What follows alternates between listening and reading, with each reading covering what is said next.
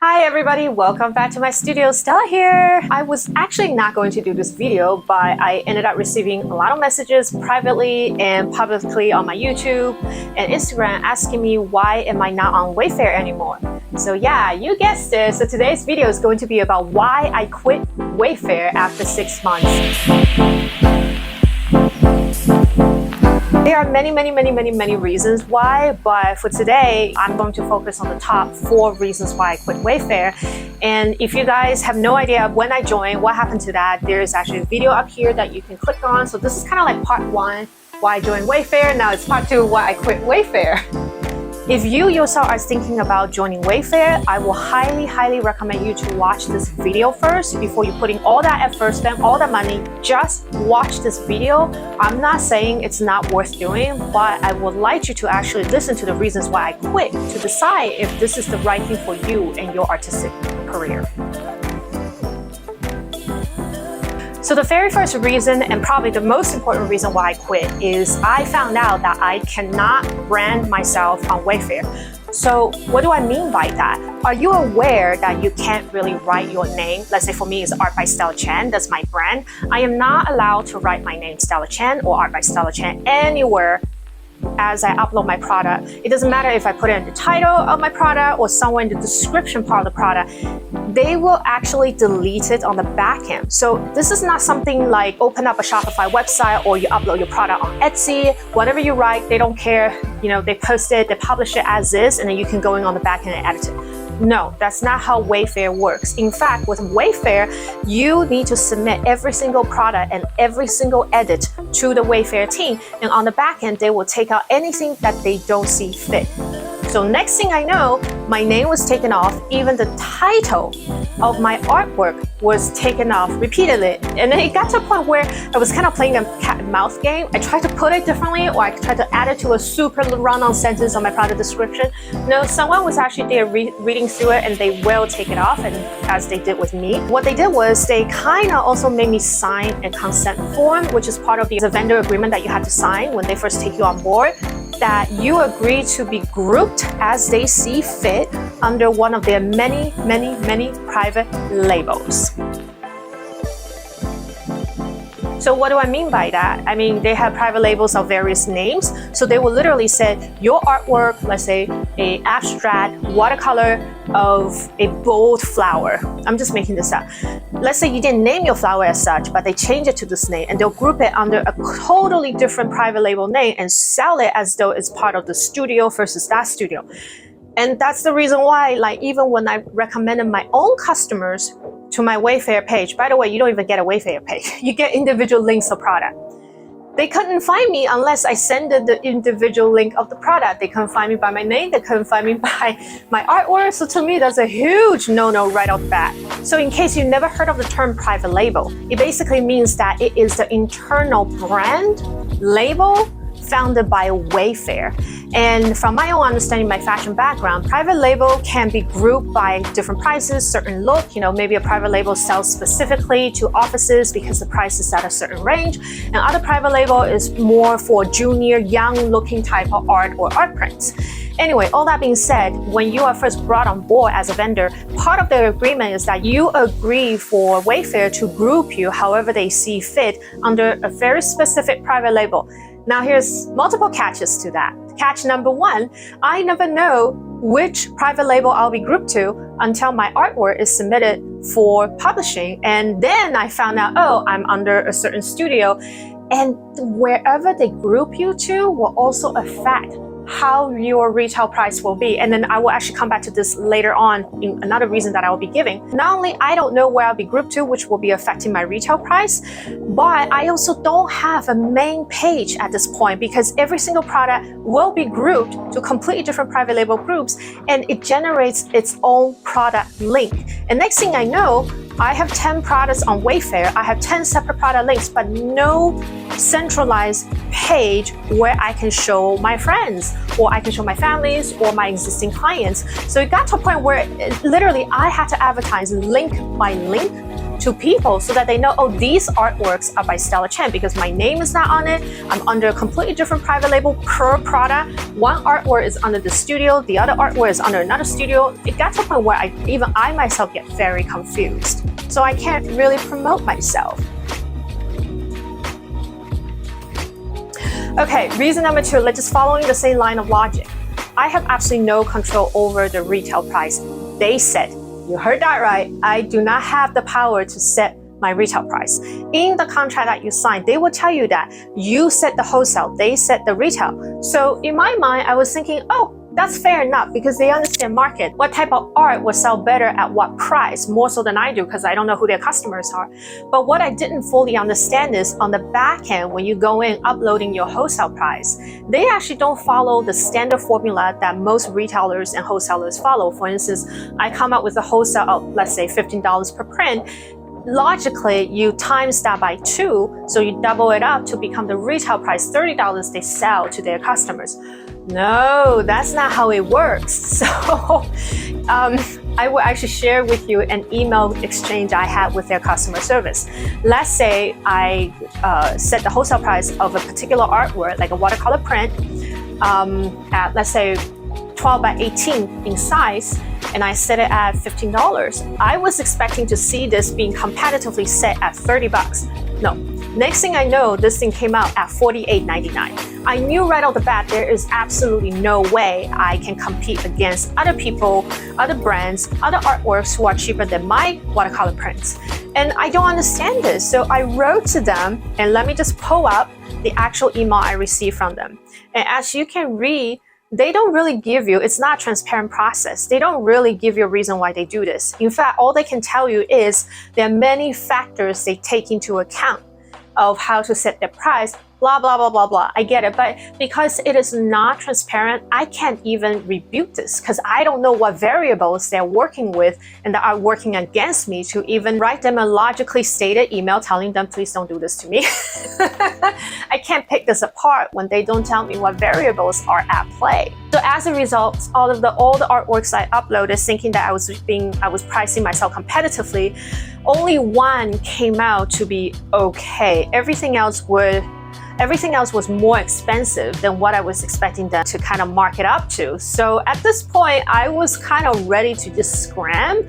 But because I did go through all the trouble, onboarded, uploading all the artworks, getting all the UPC codes, so then I say to myself, you know what? Just give it another month or 2 and see how the sales go. And then you manage it from there. There is absolutely no transparency as to what type of formula they actually use to set the retail price. They just said that there are variables they had to work with, they had to take into consideration, and very much like how they assign you to which private label, I don't know how much my artwork will be retail at. I can only hope and pray that they will price me competitively. And as any business owner, you have to control the price. This process has to be within your control, or you lose control of the market and your sales, and most importantly, your profit. So reason number 3 did not come as a surprise to me, but because of reason number 1, where I couldn't really brand myself, they just randomly tucked me away under certain private label they have, and that particular private label probably affected the type of retail pricing they sent me as, which I have absolutely no control over. By the time I get to reason number 3, I was just like, you know what, I need to really seriously quit this. And reason number 3 is, and I knew this coming to Wayfair, is that I will be competing against a bunch of manufacturers. I'm not sure if you guys are aware that many of the so-called brand and artists that you purchase on huge online platforms, selling platforms like Amazon, like Wayfair, Overstock, they are not real artists selling to you directly, because no real artist can live off of $24.99 a print. Fully stretched canvas print at, I don't know, 26 by 38 inch. We will be going bankrupt within a month's time, because the actual cost of good of creating a stretched canvas print at that size is probably double or sometimes even triple of $29.99 or $24.99. I forgot what I said. So have you ever wondered why is it the price is so low? It's because you're buying directly from the factory, and that factory / manufacturer can be overseas, they can be here in the United States, and they are able to keep their cost of goods so low because they control the entire production process. They may be buying or licensing designs from artists like me, but they control the printing process. They are able to buy the canvases in bulk. Maybe they're able to buy 10,000 yards at once. They have the machine to cut it down 100, 200, 300 canvases per day. They have the machine to print it. They have the manpower to stretch it. And they're able to sell 10,000 canvas prints, I don't know, across the United States in a month's time. And you amortize all that cost, you realize, wow, your cost of goods for a canvas print is only $5, $10, which a little artist in a tiny little studio like me, like mine, there's absolutely no way we have what it takes to average out the cost of goods. You know, I can't buy 100 yards worth of canvas at once. That's thousands of dollars I don't have. I can only buy maybe a yard to 2 yards at once. I definitely cannot buy 1,000 stretch bars. I don't even have the place to store it. Maybe in my kitchen and garage, I don't know. But you get the idea. We don't have the production capability, nor the manpower, nor the resources to buy in bulk, produce in bulk, and sell in bulk to bring the cost of goods down. And so when you are already struggling to brand yourself and Wayfair decides to bring up your price for no reasons whatsoever, or at least reasons they don't want you to know, you're kind of losing control of this entire selling process. So why am I doing this again? Me being me, I didn't want to give up. I still felt like this slither of hope. So now we're talking about months 4, 5-ish now. And then so I look at the analytics on the back end and I realize I get 0 traffic, except the ones that I actually send individual links to friends, families, and my own private art collectors. And that was when I realized this whole thing is set up against artists like me. And there's, you know, sorry, I'm like losing my thoughts here a little bit. It's just so unbelievable. I've sold my art on many different third-party platforms like sachiart.com, even privately run, you know, gallery website, artsy.net, and all that stuff. Even at the worst, like even when I did absolutely nothing in terms of advertisement, you still get some tractions. Just by naturally people using hashtags, you know, searching for artworks, your thing will show up, you'll get viewership, sales may or may not come, but you get traffic. But with Wayfair, there was absolutely nothing. It was completely dead. And that was when I realized Wayfair is one of those websites where you have to pay some sort of marketing fee back to them. And I think the minimum you need to pay into is $100. That was the bare minimum you can pay to run an ad. Then their algorithm will push you up just a little bit to be discovered. At this point, I say to myself, nah, you know, they're just literally making money off of artists, not off of artists' work, but off of artists. You get it? They're not making money off of what we sell. They're making money off of the ad money that we'll be paying to them so that they will put our artwork out there for people to find. Yeah, pretty much at this point, I say to myself, it's time to move on. So here's the funny thing. So the same artwork, after I wrap up the whole thing and mean that I close my account completely, I sever my ties with them, and I decided to show the same artworks that were on Wayfair by myself on my own website. I even brought it to one of the pop-ups I did about a month or 2 ago. I sold it right there on the spot with no problem. And I sold it at retail price, so I get 100% profit versus having to split it. I'm not telling you not to do it. I'm simply sharing with you, if you do decide to do it, know that these are the things, the factors that you will be up against. Their help is not very helpful. It usually takes me actually more than 48 hours to hear back from anybody if I have a question. Even when I do hear back from someone, the answer is very, maybe convoluted is not the word I'm looking for, but the answer doesn't really answer anything. It's more of what I'm trying to say to you. But please do not let my not so great experience stop you from fun trying, because you have to try. You try, you gather your own data point, and then you make informed decision from that point forward.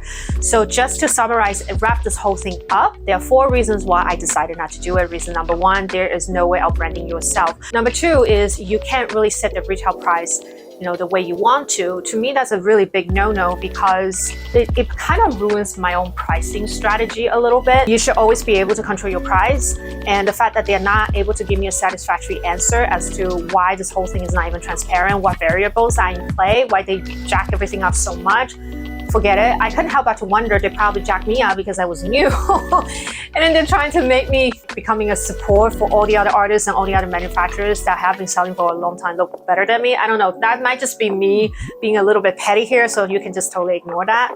But definitely not being able to set your own retail price is not a very good business practice, because that means that you are giving Wayfair the power to decide what segment of the market that you can actually sell to based on the price that they set for you versus the price that you set yourself. That's a huge problem in my mind. Reason number 3, obviously, is competing against manufacturers, factories who can buy in bulk, produce in bulk, and sell in bulk to amortize the whole cost of goods, which I simply don't have the resources to do.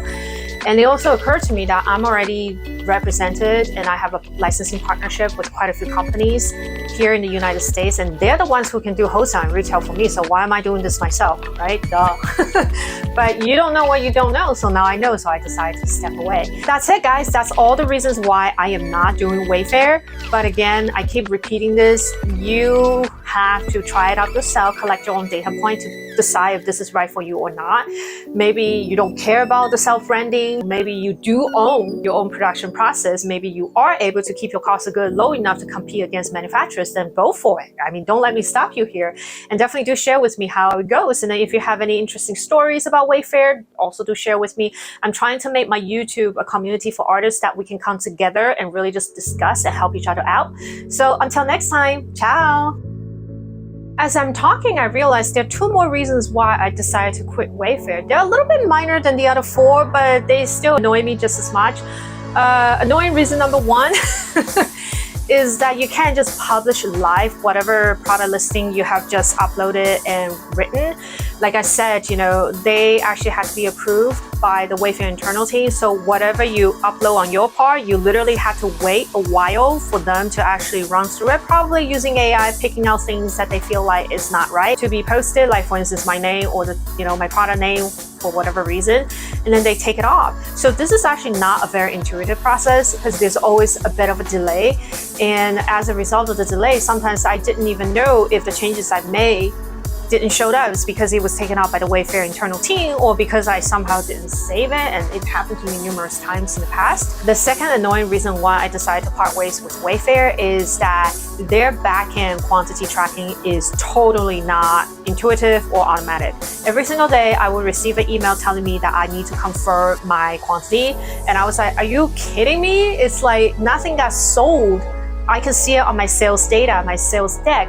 Why is it not in sync with my inventory? Why do I have to confirm my inventory every single day manually? It just doesn't make any sense, especially as an artist. If you do art shows, if you have deadlines you have to meet, you really don't want to see that email.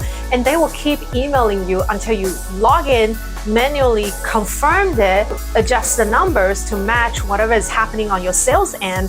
Then they will leave you alone, and this happens every single day.